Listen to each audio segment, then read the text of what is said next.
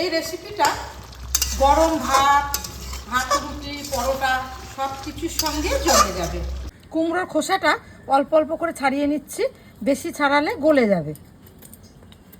এটাকে আমি প্রয়োজন মতো পিস করে নিচ্ছি। কুমড়োগুলোকে বড় বড় কেটেছি কারণ খুব তাড়াতাড়ি গলে যাবে, আর কুমড়োর তুলনায় আলুগুলোকে ছোট ছোট কেটেছি। আমি নিরামিষ কুমড়ো রান্নার জন্য নিয়েছি ধনেপাতা, আদা, কাঁচা লঙ্কা। ফোড়নের জন্য নিয়েছি 2টো শুকনো লঙ্কা, একটা তেজপাতা আর 1 চামচ 5 ফোড়ন। রেসিপিটা স্বাদ বাড়ানোর জন্য 2টো টমেটো নিয়েছি। এই কুমড়ো রেসিপিটা বানানোর জন্য এখানে 1 ইঞ্চি আদা কুচি করে রেখেছি আর 2টো কাঁচা লঙ্কা নিয়েছি। এগুলোকে আমি এখন থেতো করে নেব।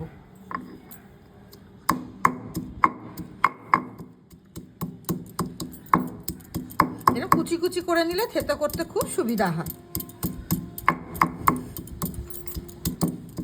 এটাকে মিহি করব না, এরকম থেতো করে রাখবো, একটু দানা দানা থাকবে। এর সঙ্গে লঙ্কাটাও করে নেবো এভাবে থেতো। শেষে ধনে পাতাটাও আমি এইভাবেই থেতো করে নেব।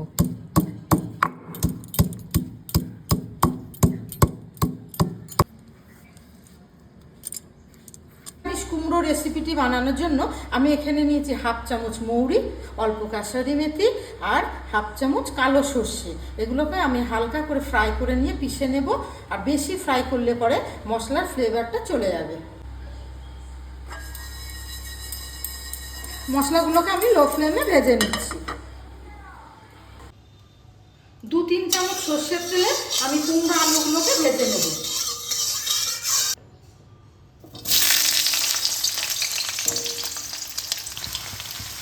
দিয়ে দেবো 1/2 চামচ হলুদ আর অল্প লবণ। এটাকে ভালোভাবে ভেজে নেব। 2-3 মিনিট এটাকে মিডিয়াম ফ্লেমে ভাজতে হবে। কুমড়ো আলুটা ফ্রাই হচ্ছে, এখন আমি এই মশলাটাকে পিষে নিচ্ছি।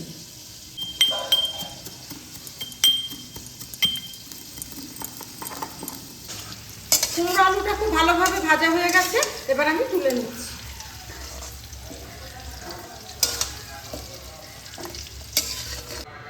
এখানে অল্প তেল ছিল বলে আমি আরেকটু বেশি করে তেল দিয়ে নিয়েছি। এর মধ্যে এবার আমি ফোড়ন দিয়ে নেব।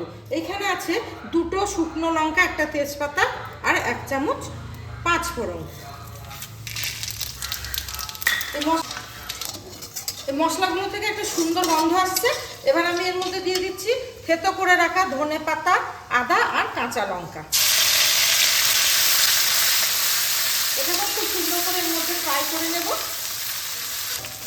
এটাও খুব সুন্দরভাবে ফ্রাই হয়ে গেছে। এবার এখানে আমি কুচনো টমেটোটা এর মধ্যে দিয়ে দিচ্ছি। এইবার আমি এর মধ্যে কিছুটা শুকনো মশলা অ্যাড করব। প্রথমে দিয়ে দেব 1/2 চামচ হলুদ,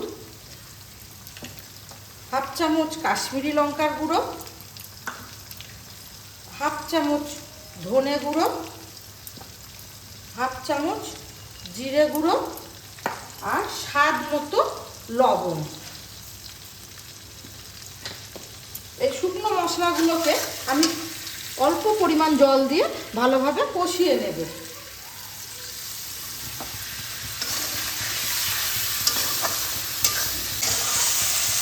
দেখুন বন্ধুরা, মশলাটা খুব সুন্দরভাবে কষানো হয়ে গেছে, তেল ছেড়ে গেছে। এবার আমি এর মধ্যে ভেজে রাখা কুমড়ো আলুটা দিয়ে দেব।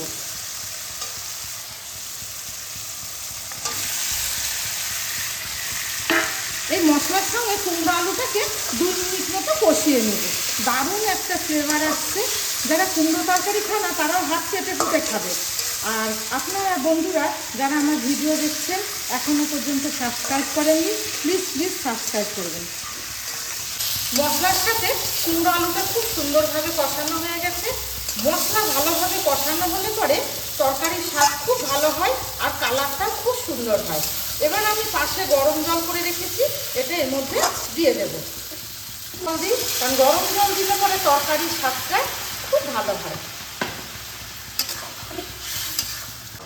তরকারিটা ফুটে উঠেছে, এবার আমি 5-7 মিনিট ঢাকনা চাপা দিয়ে কুক করে নেব।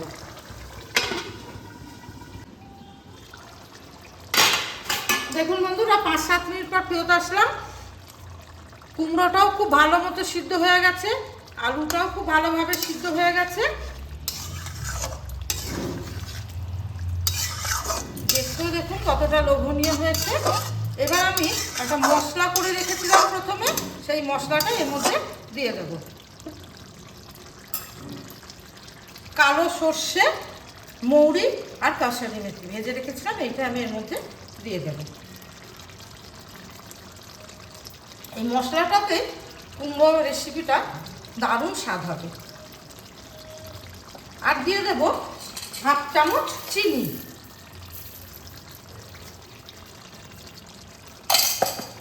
দারুণ একটা গন্ধ বার হচ্ছে, খেতেও খুব স্বাদ হবে। আপনারা বাড়িতে এইভাবে রেসিপিটা ট্রাই করবেন। যাদের যাদের ভালো লাগবে তারা আমাকে কমেন্টে জানাবেন। যারা কোনোদিন কুমড়ো রান্না খায়নি তারাও হাত চেটে ফুটে খেয়ে নেবে। এই রেসিপিটা গরম ভাত, ভাত, রুটি, পরোটা সব কিছুর সঙ্গে জমে যাবে। ভিডিওটি ভালো লাগলে আপনারা লাইক, কমেন্ট, শেয়ার করবেন আর অবশ্যই চ্যানেলটিকে সাবস্ক্রাইব করবেন।